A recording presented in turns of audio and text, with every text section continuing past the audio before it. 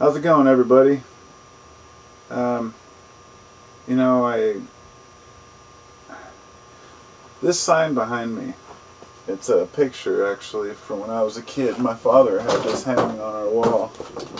Save the Eagle by Miller Beer. I was going to see if there's a date on here. But it's interesting because they're talking about this whole idea was the Save the Eagle project, and it was my father bought this. I don't know where he got it. You know, he was into the whole bald eagle, saving the bald eagle thing, and in the '80s, and I never really thought much of it. I've carried that picture with me, since I was a kid. He passed away when I was 14, and I think he probably got that picture in '85. So I'm thinking back to '85. Back then, we were trying to save the eagle, and that the bald eagle had been on the decline. Now, for those who don't know, the bald eagle has made an intense comeback. In fact, I believe that they're no longer on the endangered species list, if I'm not correct, or if I'm not mistaken. Don't quote me on that, but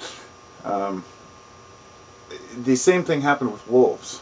Wolves were taken out of Yellowstone National Park, there were only a few left in Yellowstone Park, and outside of the park they just kill them all off, because during the turn of the century, there was a lot of animosity, in the early 1900s, late 1800s, towards, and before that, of course, towards the natural native wildlife, which was considered imposing on us as humans. We'd come to this country, we were trying to make it a strong country, we were trying to make ourselves strong, and we considered this wolf to be a bane to us because we had sheep, we had whatever, cows, chickens, and these wolves would come in and they would, swoop in and take these animals, and of course that's just the natural, pursuit of the wolf.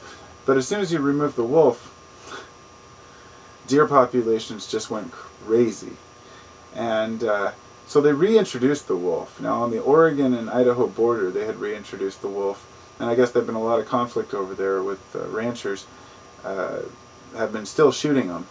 They say I'll shoot them on sight if I see one.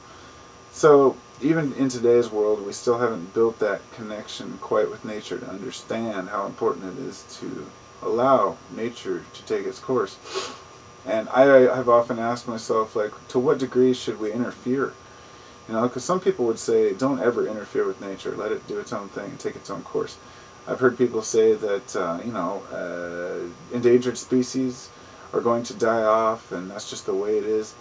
I've heard something like 50 species die a day. It might even be more than that. These are all types of everything from cyanobacteria on up to, large mammals. But all kinds of strange animals are disappearing every day, and we're not able to control a lot of it because it's climate related, and a lot of it is food related. I mean, there are too many facets, too many angles to consider. But the eagle is a perfect example of how perseverance to preserve a natural resource, can bring something back so strongly.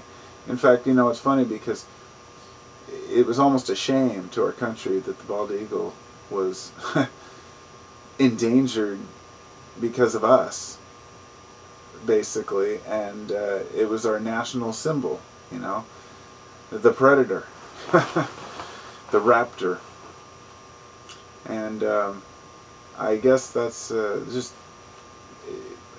I wanted to make this video to kind of compare that to humanity, to try to, but I never got to that point. I just, started talking about animals and endangered species, and I really wanted to say that if we could put as much dedication and time into bettering our communities and society as we did, say, to try to preserve, we tried to preserve an integrity rather than, as much as we try to preserve a particular animal, if we tried to preserve ideas that were new and fresh rather than preserving old thoughts, our old ways of thinking are not doing us justice anymore.